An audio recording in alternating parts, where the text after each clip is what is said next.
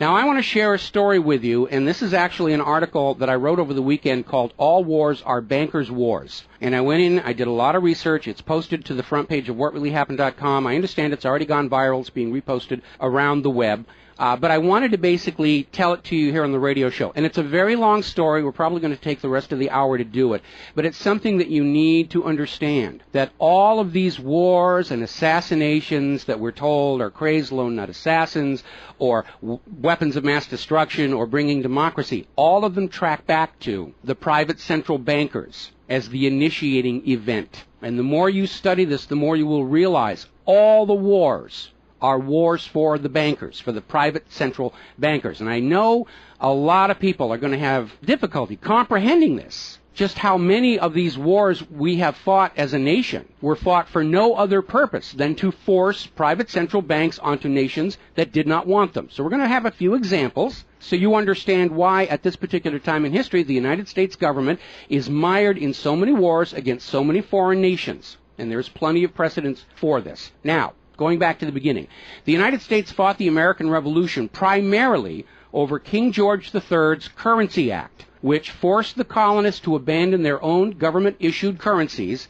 and conduct business only using printed banknotes borrowed at interest from the Bank of England. If you go back to the writings of Ben Franklin, direct quote, the refusal of King George III to allow the colonies to operate an honest money system which freed the ordinary man from the clutches of the money manipulators was probably the prime cause of the revolution. That's Ben Franklin. Now, our public schools don't teach that because you're not supposed to know that the bankers were really behind the American Revolution. After the Revolution, the United States adopted a revolutionary, radically different economic system in which the government issued its own value-based currency so that private banks couldn't skim the wealth of the people through interest-bearing banknotes. So the American Revolution was fought primarily to free the American people from King George III's Currency Act, which ordered them to conduct all business using printed banknotes borrowed at interest from the Bank of England. So the Bank of England was just, raking in wealth from the labor of the American people in exchange for ink and paper. And that fueled the anger that led to the American Revolution. Your public schools don't spend a lot of time on that, but that was really what it was all about. So the revolution was over, the United States was born, but the private bankers are nothing if not dedicated to their schemes to acquire other people's wealth, and they knew full well how easy it is to corrupt a nation's leaders. Now, just 1 year after Mayor Amschel Rothschild had uttered his infamous, "Let me issue and control the nation's money, and I care not who makes the laws," private bankers succeeded in setting up a new private central bank called the First Bank of the United States, largely through the efforts of the Rothschilds' chief supporter in the United States, Alexander Hamilton. Now, this First Bank of the United States was founded in 1791, and by the end of its 20-year charter, the First Bank of the United States had almost ruined the nation's economy while enriching the bank's owners. As a result, Congress refused to renew the charter and signaled their intention to go back to a state-issued, value-based currency on which the people paid no interest at all to any banker. This resulted in a threat from Nathan Mayer Rothschild against the U.S. government. Quote, "Either the application for renewal of the charter is granted, or the United States will find itself involved in a most disastrous war." End quote. Congress still refused to renew the charter for the First Bank of the United States, whereupon Nathan Mayer Rothschild railed, quote, "Teach those impudent Americans a lesson. Bring them back to colonial status." End quote. Financed by the Rothschild-controlled Bank of England, Britain then launched the War of 1812 to recolonize the United States and force them back into the slavery of the Bank of England's banknotes, or to plunge the United States into so much debt they would be forced to accept a new private central bank. And the plan worked. Even though the United States won the War of 1812, Congress was forced to grant a new charter for yet another private bank, issuing the public currency as loans at interest, the Second Bank of the United States. Once again, private bankers were in control of the nation's money supplied and cared not who made the laws or how many British or American soldiers had to die for it. So once again, the nation was plunged into debt, unemployment, poverty by the predations of the private central bank, and in 1832, Andrew Jackson successfully campaigned for his second term as president under the slogan, "Jackson and no bank." True to his word, Jackson succeeded in blocking the renewal of the charter for the Second Bank of the United States of America. And this was where that famous quote came from Andrew Jackson. Quote, "Gentlemen, I too have been a close observer of the doings of the Bank of the United States. I have had men watching you for a long time, and I am convinced that you've used the funds of the banks to speculate in the breadstuffs of the country. When you won, you divided the profits amongst you, and when you lost, you charged it to the bank. You tell me that if I take the deposits from the bank and annul the charter, I shall ruin 10,000 families. That may be true, gentlemen, but that is your sin. Should I let you go on, you will ruin 50,000 families, and that would be my sin. You are a den of vipers and thieves. I've determined to rout you out, and by the eternal God, I will rout you out. End quote. Andrew Jackson. Shortly after the charter for the Second Bank of the United States expired, there was an assassination attempt on Andrew Jackson, and it failed when both pistols used by the assassin, Richard Lawrence, failed to fire. Later on, Lawrence explained the motive for the assassination by saying that with President Jackson dead, money would be more plenty. So it was an assassination motivated by the interests of the bankers. Now, our public school system is as subservient to the bankers' wishes to keep certain history from you, just as the corporate media is subservient to Monsanto's wishes to keep the dangers of GMOs from you, and the global warming cult's wishes to conceal from you the fact that Earth has actually been cooling for the last 16 years. So it should probably be no surprise that the financial dimension of the Civil War are not well known to the average American. It's portrayed in our history books and our popular media as an internal dispute over slavery, but in fact it was a war with global implications. When the Confederacy seceded from the United States, the bankers once again saw the opportunity for a rich harvest of debt and offered to fund Lincoln's efforts to bring the South back into the Union at 30% interest. Lincoln remarked that he would not free the black man by enslaving the white man to the bankers, and using his authority as president, issued a new government currency, the greenback. This was a direct threat to the wealth and power of the central bankers, who quickly responded. This is a quote from the London Times following Lincoln's issuance of the greenbacks. Quote, "If this mischievous financial policy, which has its origin in North America, shall become indurated down to a fixture, then that government will furnish its own money without cost. It will pay off debts and be without debt. It will have all the money necessary to carry on its commerce. It will become prosperous without precedent in the history of the world. The brains and wealth of all countries will go to North America. That country must be destroyed, or it will destroy every monarchy on the globe." So, goaded by the private bankers, much of Europe supported the Confederacy against the Union, with the expectation that victory over Lincoln would mean the end of the greenback. France and Britain seriously considered an outright invasion on the United States in support of the Confederacy, but they were held at bay by Russia. A little bit of history most Americans don't understand. Russia came to the aid of Lincoln's Union during this crisis. Now, at that time, Russia had just ended their serfdom system, and they had a state central bank similar to the system the United States had been founded on. Now, free of European intervention, the Union won the war, and Lincoln announced his intention to go on issuing the greenbacks. Following Lincoln's assassination, the greenbacks were pulled from circulation, and the American people forced to go back to an economy based on banknotes borrowed at interest from the private bankers. So finally, in 1913, the private central bankers of Europe, in particular the Rothschilds of Great Britain, the Warburgs of Germany, met with their American financial collaborators on Jekyll Island, Georgia, to form a new banking cartel with the express purpose of forming the Third Bank of the United States, with the aim of placing complete control of the United States money supply once again under the control of private bankers. Owing to hostility over the previous banks of the United States, the name of this third bank was changed to the Federal Reserve, in order to grant the new bank a quasi-governmental image. But in fact, it is a privately owned bank. It's no more federal than Federal Express. In fact, last year, the Federal Reserve successfully rebuffed a Freedom of Information lawsuit by Bloomberg News on the grounds that as a private banking corporation, and not actually a part of the U.S. government, the Freedom of Information Act did not apply to the operators of the Federal Reserve. So 1913 proved to be a transformative year for the nation's economy. First, with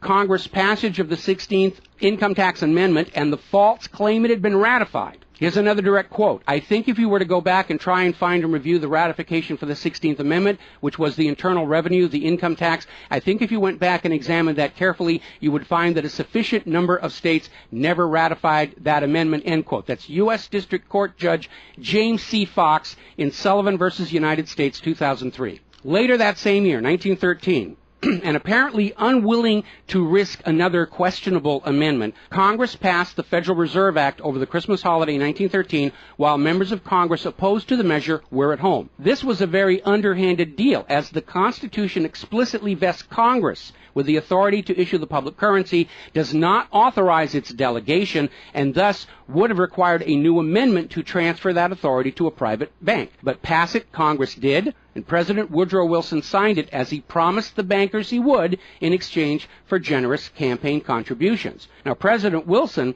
later regretted that decision. You've probably heard this quote before, but you're going to get it again. Quote, "I am a most unhappy man. I have unwittingly ruined my country. A great industrial nation is now controlled by its system of credit. We are no longer a government by free opinion, no longer a government by conviction and the vote of the majority, but a government by the opinion and duress of a small group of dominant men." That was Woodrow Wilson writing in 1919. Now, 1 year after the passage of the Federal Reserve Act, World War I started, and it is important to remember that prior to the creation of the Federal Reserve, there was no such thing as a world war. Now, World War I actually started between Austria, Hungary, and Serbia, but quickly shifted to focus on Germany. Why Germany? They didn't start the war. Why was Germany the villain in World War I?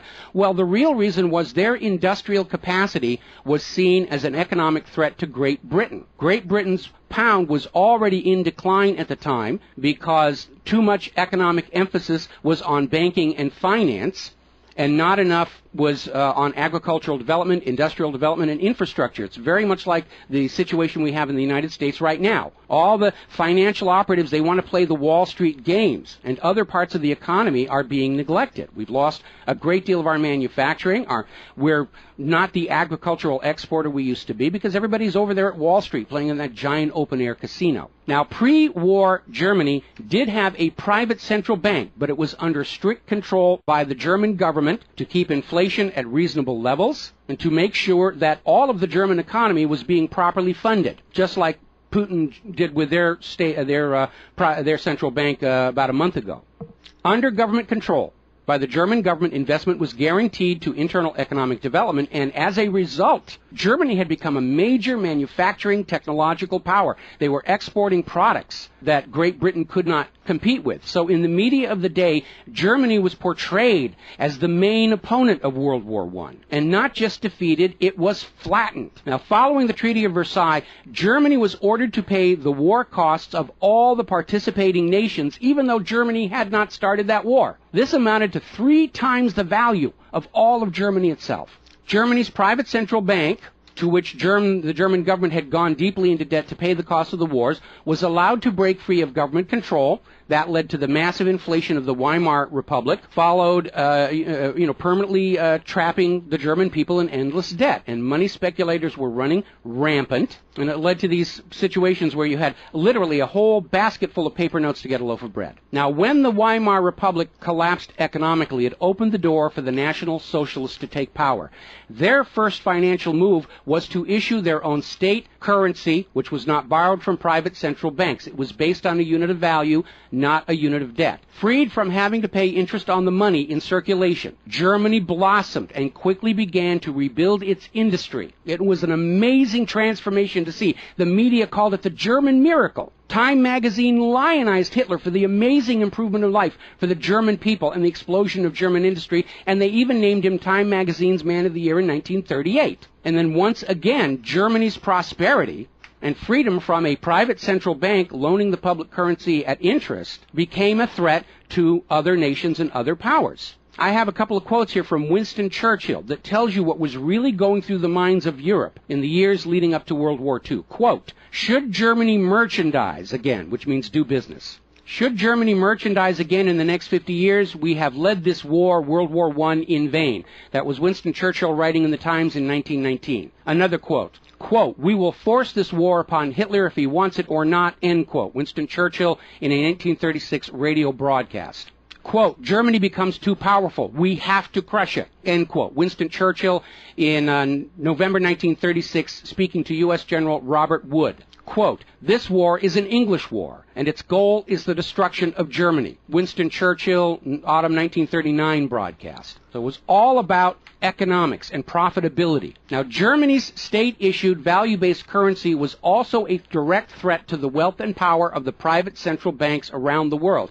And as early as 1933, they started to organize a global boycott against Germany to strangle this upstart ruler who thought he could run his nation without a private central bank.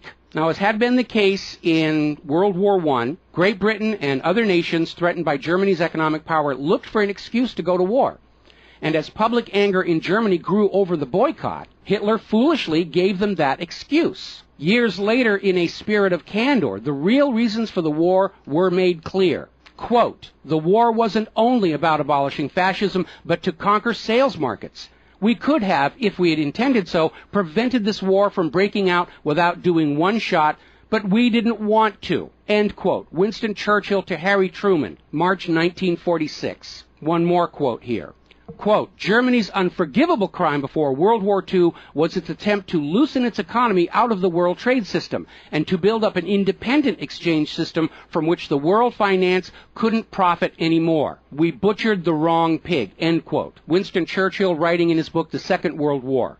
Now, a little side note, we're going to actually step back in time to the years before World War II. A little bit of history a lot of Americans are still completely unaware of. And it involves a gentleman by the name of Marine Corps Major General Smedley Butler. In 1933, Wall Street bankers and financiers had bankrolled the successful rise to power of Hitler and Mussolini. Brown Brothers Harriman in New York, and they're still there. I saw them when I was there for the 9/11 anniversary. They were financing Hitler right up to the day war was declared with Germany. And these Wall Street financiers decided that a fascist dictatorship in the United States, based on the one Mussolini had in Italy, was going to be far better for their business interests than Roosevelt's New Deal, which threatened massive wealth redistribution to recapitalize the working and middle classes of America. So the Wall Street tycoons recruited General Butler to lead the overthrow of the U.S. government and install a Secretary of General Affairs who would be answerable to Wall Street and not the people, would crush social unrest and shut down all the labor unions. General Butler pretended to go along with the scheme, but then exposed the plot to Congress.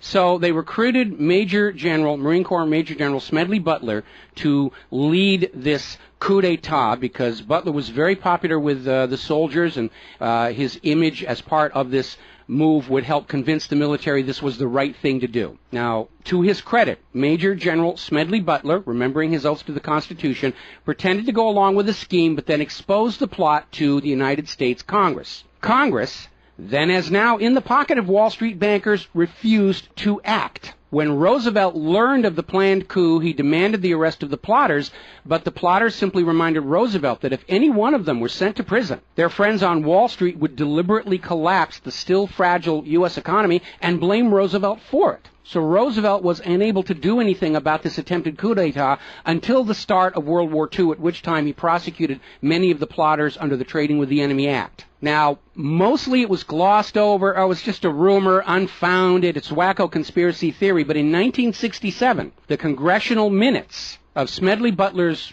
revelation to Congress of the coup were finally released to the public. You ever see this movie 7 Days in May, Kirk Douglas and Burt Lancaster, about an attempted military takeover of the United States of America? It was based loosely on this story. But of course, in the movie, the bankers being behind the Burt Lancaster character was completely removed from the script here. Now, Smedley Butler is also famous for writing a work called War is a Racket. And I would like to read you a quote from that. Quote, "I spent 33 years and 4 months in active military service as a member of our country's most agile military force, the Marine Corps. I served in all commissioned ranks from second lieutenant to major general. And during that period, I spent more of my time being a high-class muscle man for big business, for Wall Street, and for the bankers. In short, I was a racketeer, a gangster for capitalism. I suspected I was just part of a racket at the time. Now I'm sure of it. Like all members of the military profession, I never had an original thought until after I left the service. My mental mental faculties remained in suspended animation while I obeyed the orders of the higher-ups. This is typical with everyone in the military service. Thus, I helped make Mexico and especially Tampico safe for American oil interests in 1914. I helped make Haiti and Cuba a decent place for the National City Bank boys to collect revenues in. I helped in the raping of half a dozen Central American republics for the benefit of Wall Street. The record of racketeering is long. I helped purify Nicaragua for the International Banking House of Brown Brothers in 1909 through 1912. I brought light to the Dominican Republic for American sugar interests in 1916. In China in 1927, I helped see to it that the Standard Oil went its way unmolested. During those years, I had, as the boys in the back room would say, a swell racket. I was rewarded with honors, medals, and promotion. Looking back on it, I feel I might have given Al Capone a few hints. The best he could do was operate his racket in 3 city districts. I operated on 3 continents. General Smedley Butler, former U.S. Marine Corps Commandant, and he wrote that in 1935. So, now moving forward here. As president, John Fitzgerald Kennedy understood the predatory nature of private central banking. He understood why Andrew Jackson fought so hard to end the Second Bank of the United States. So Kennedy wrote and signed Executive Order 11110, which ordered the U.S. Treasury to issue a new public currency called the United States Note. Now, Kennedy's United States notes were not borrowed from the Federal Reserve. They were created by the U.S. government and backed by the silver stockpiles held by the U.S. government. It represented a return to the system of economics the United States had been founded on, and it was perfectly legal for Kennedy to do so under the Constitution. All told, some $4.5 billion went into the public circulation, which eroded interest payments to the Federal Reserve and loosened their control over the nation. 5 months after signing Executive Order 11110, John F. Kennedy was assassinated in Dallas, Texas, and the United States notes pulled from circulation and destroyed. Following Kennedy's assassination, John J. McCloy, president of the Chase Manhattan Bank and president of the World Bank, was named to the Warren Commission. Now, I don't care how good a banker he is. He's not qualified to be investigating a murder, which is what we were told the Warren Commission was all about, to get the truth of the assassination. But we all know that the Warren Commission was there to cover up what was going on, and obviously we can presume safely that John J. McCloy's presence on the Warren Commission was to make sure the American public never got even a hint of the financial dimensions behind the assassination. So, as we enter the 11th year of what I am certain future history will most certainly describe as World War III, we need to examine the financial dimensions behind all these wars. Why are we here? Why are our children being killed and crippled? Is this another war for the profit of the private central bankers? And the answer is yes. Now, toward the end of World War II, when it became obvious that the Allies were going to win and dictate the post-war political environment, the major world economic powers met at Bretton Woods, a luxury resort in New Hampshire, in July of 1944, and they hammered out the Bretton Woods Agreement for International Finance. The British pound lost its position as the global trade and reserve currency to the U.S. dollar. There are indications this was part of the price demanded by Roosevelt in exchange for the U.S. entry into the war. Now, absent the economic advantages of being the world's go-to currency, Britain was forced to nationalize their Bank of England in 1946. The Bretton Woods Agreement, ratified in 1945, in addition to making the dollar the global reserve and trade currency, obligated the signatory nations to tie their currencies to the dollar. The nations that ratified Bretton Woods did so on 2 conditions. The first was that the Federal Reserve would refrain from overprinting the dollar, basically as a means to loot real products and produce from other nations in exchange for ink and paper. It basically was an imperial tax imposed by the U.S. economic system on the rest of the world. That assurance of no overprinting was supposedly backed up by the second requirement, which was that the U.S. dollar would always be convertible back to gold by the U.S. government at $35 an ounce.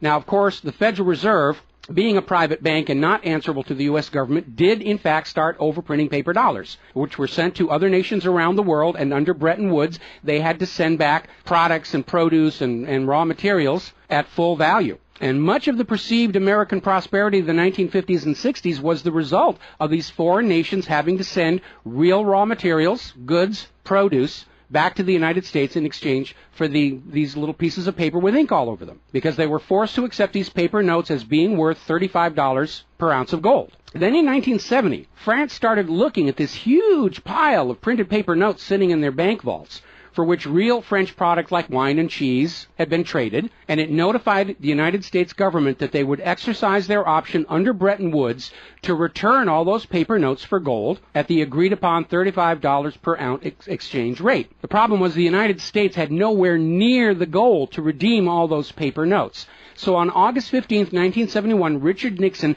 temporarily, nudge, nudge, wink, wink, say no more, suspended gold convertibility of the U.S. Federal Reserve notes.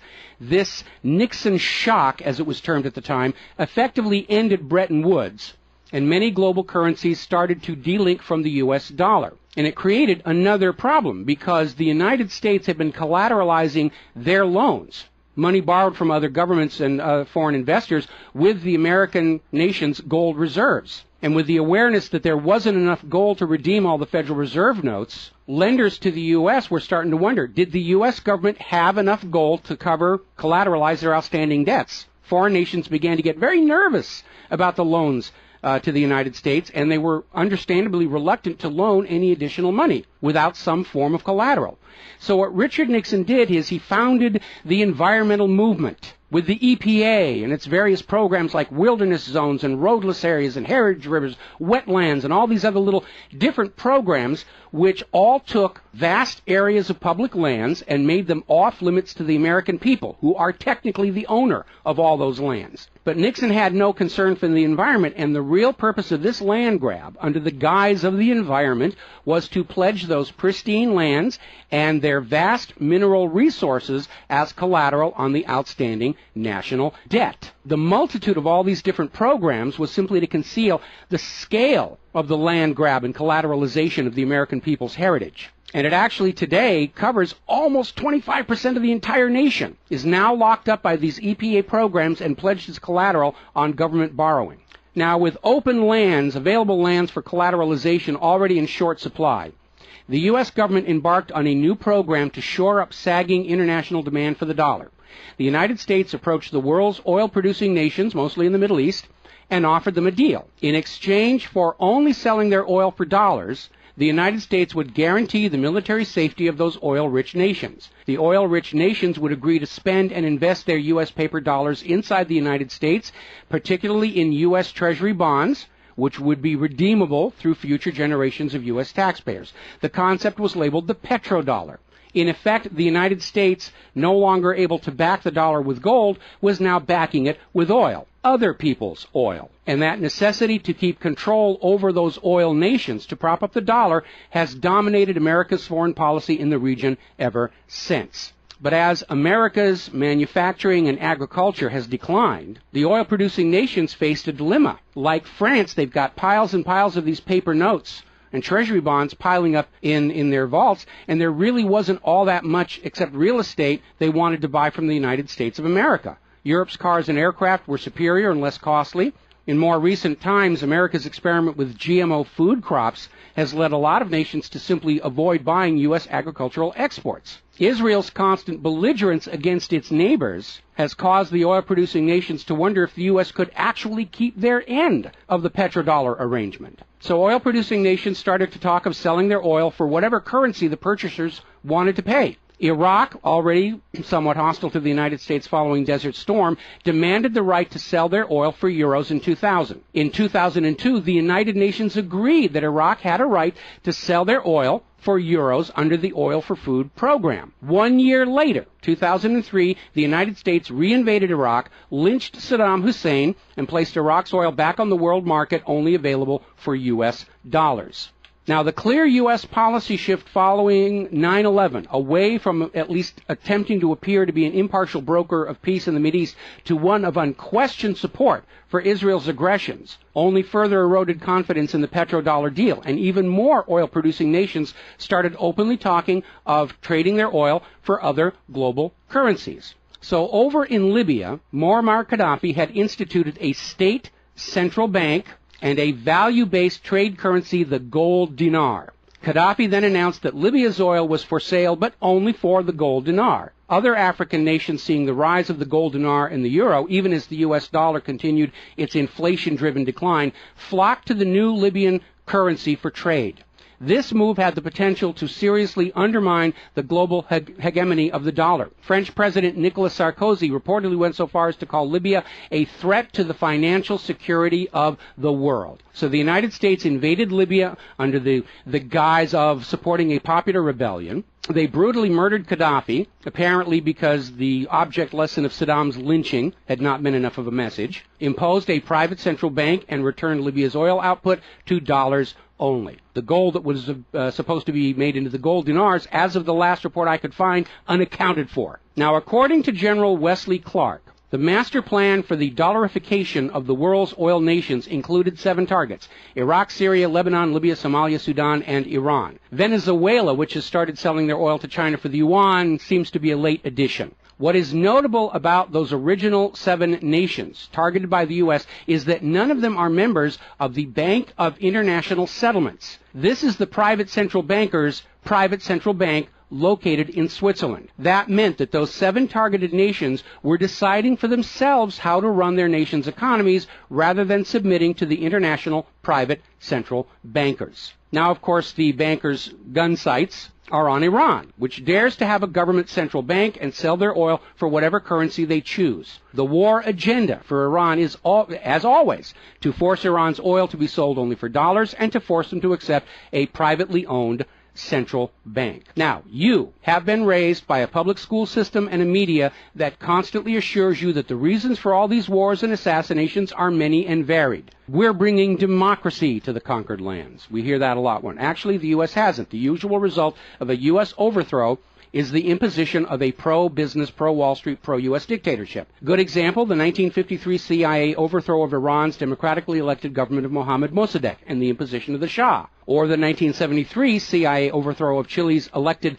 government of President Salvador Allende and the imposition of the dictator Augusto Pinochet. Another one of the excuses we'll get is we have to save the people from a cruel oppressor. That's the one they're using in Syria right now. Revenge for 9/11. That was a big one going into Iraq. And then later on, President Bush was caught on video saying, no, Iraq had nothing to do with 9/11. And behind all of them, that tired, worn-out, catch-all excuse for invasion, weapons of mass destruction. Assassinations are always passed off as crazed lone nuts to obscure the real agenda. And the real agenda of the bankers is very simple. It is enslavement of the people by creation of a false sense of obligation. Now, that obligation is false because the private central banking system by design creates more debt than money with which to pay the debt. There is no way out the way it's set up. It's impossible to escape as long as you're playing by their rules. And you need to understand, private central banking is not science. It is a religion. It's a set of arbitrary rules created to benefit the priesthood, meaning the bankers, and it is supported only because people believe this is the way it's supposed to be.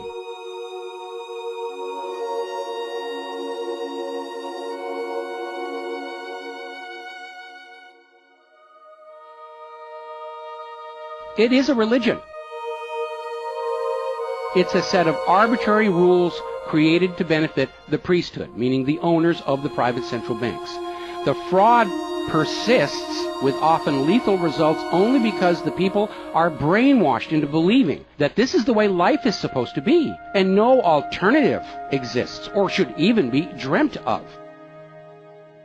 Now, this same approach, the same brainwashing, was true of 2 earlier systems of enslavement, rule by divine right and slavery, both systems built to trick people into obedience, and both now recognized by modern civilization as illegitimate. So now we are on the verge of a new era in history where we will recognize that rule by debt, rule by private central bankers issuing the public currency as a loan at interest is equally illegitimate. It only works as long as people allow themselves to believe that this is the way life is supposed to be. But you need to understand something that's the core of the issue. Private central banks do not exist to serve the people, the community, or the nation. Private central banks exist to serve their owners, to make them rich beyond the dreams of Midas, and all for the cost of ink, paper, and the right bribe to the right official, and the occasional assassination. But behind all these wars and all these assassinations, the 100 million plus horrible deaths from all of these wars, lies a single policy of financial dictatorship. The private central bankers only allow rulers to rule, only on the promise that the people of a nation be enslaved to the private central banks. Rulers who do not go along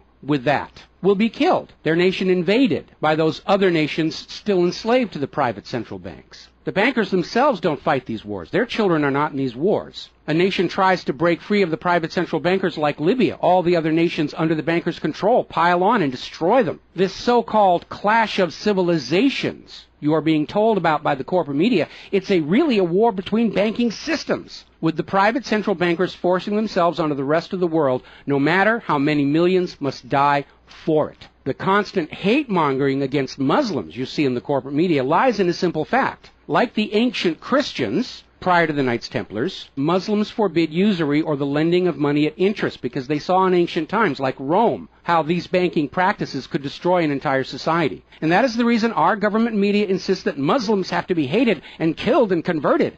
They refuse to submit to currencies loaned at interest. They refuse to be debt slaves.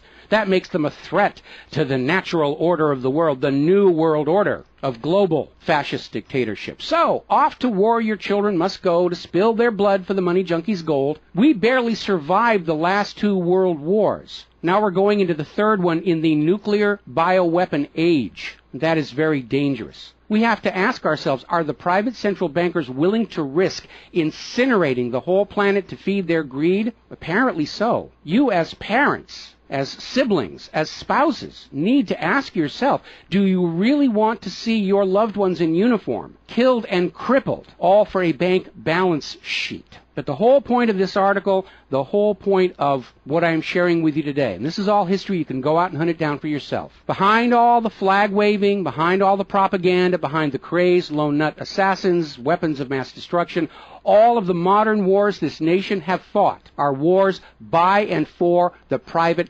bankers, fought and bled for by third parties unaware of the true reason they're expected to gracefully accept being killed and crippled for. And the process is quite simple. We've explained it before on this show. As soon as the private central bank issues its currency as a loan at interest, the public is forced deeper and deeper into debt. When the people are reluctant to borrow anymore, that's when the Keynesian economists demand the government borrow more to keep the pyramid scheme working. When both the people and the government refuse to borrow anymore, that is when the large wars get started, to plunge everyone even deeper to debt to pay for the war, and then after the war to borrow even more to rebuild. And when these horrible wars are over, the ordinary people have basically what they had before the war, except their graveyards are a lot larger, and everyone is in debt to the private bankers for the next century. That is why Brown Brothers Harriman in New York was funding the rise of Adolf Hitler, because war is the bankers' richest harvest.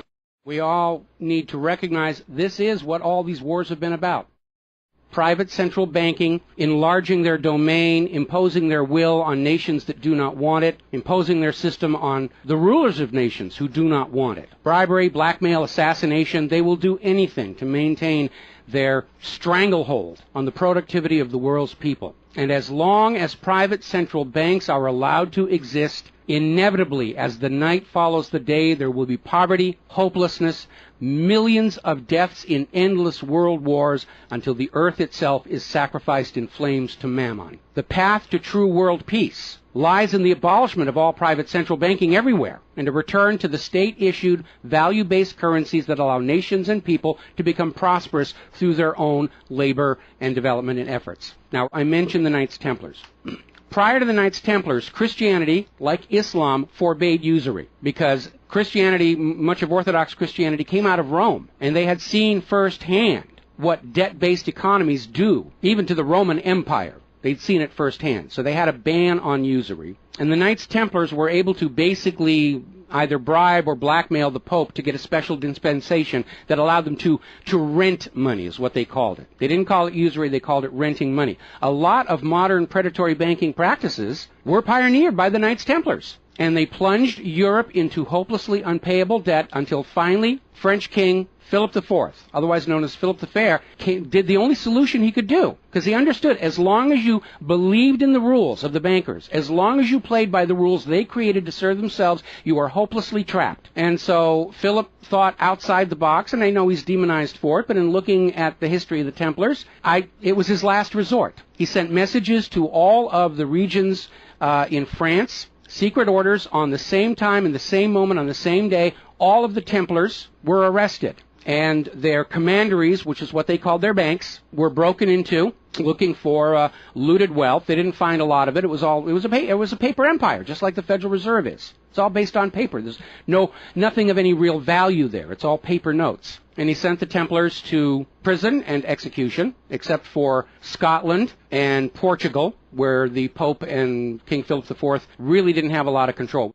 I think that the governments of the world, looking at the situation, looking how close we are to seeing this current world conflict emerge into a full-blown global thermonuclear war, that maybe they need to start thinking about the wisdom of King Philip the Fair and say it's time to simply grab all these private central bankers all at the same time so they can't simply skedaddle from one nation to another and come back and try the same thing again, as they will inevitably do, because these people are addicts. They're hopelessly addicted to other people's money. That's why we call them money junkies. When we see somebody who's addicted to cocaine or methamphetamine or heroin, and we can easily see how they're destroying their home and community around them. Now we need to look at these money addicts and look at how they're destroying the entire world around them. And it's time for an intervention. It's time for us to become private central banking heretics, to stop believing that this is the way life is supposed to be, because it isn't. It isn't even the way the United States was actually started. And they're trying as hard. Look at the destruction of our nation. We used to be the world's greatest nation. Now the most generous estimate is we're down to number 16 and still falling. And yet, despite the destruction to our nation, its infrastructure, its children, its quality of medical care, the quality of its manufacturing output, we still are compelled somehow to go out and force this same banking system onto the rest of the world at the point of a bayonet. Does that make any sense at all? Not to a rational human being. To a money junkie, yeah, it's perfect. But we're really at a crisis point in history. And the first step to resolving that crisis, to not let it go any further into a potential nuclear war, is to recognize that private central banking, ruled by manufactured illusion of debt, is no more legitimate a system of governance than rule by divine right or rule by slavery. We all need to recognize the true cause of all the pain and suffering and wars. It's not the terrorists, it's not Al-Qaeda. These are just distractions and set pieces put in front of your eyes so you can't see the very clear pattern behind much of modern human history. It's a war of banking systems, with the predatory private central banks seeking to eradicate any nation and any ruler that would dare try and operate their economy outside the control of the private central bankers. That's the real cause for the war. Is it something you're willing to fight and die for, to support these private central bankers? Is it something you're willing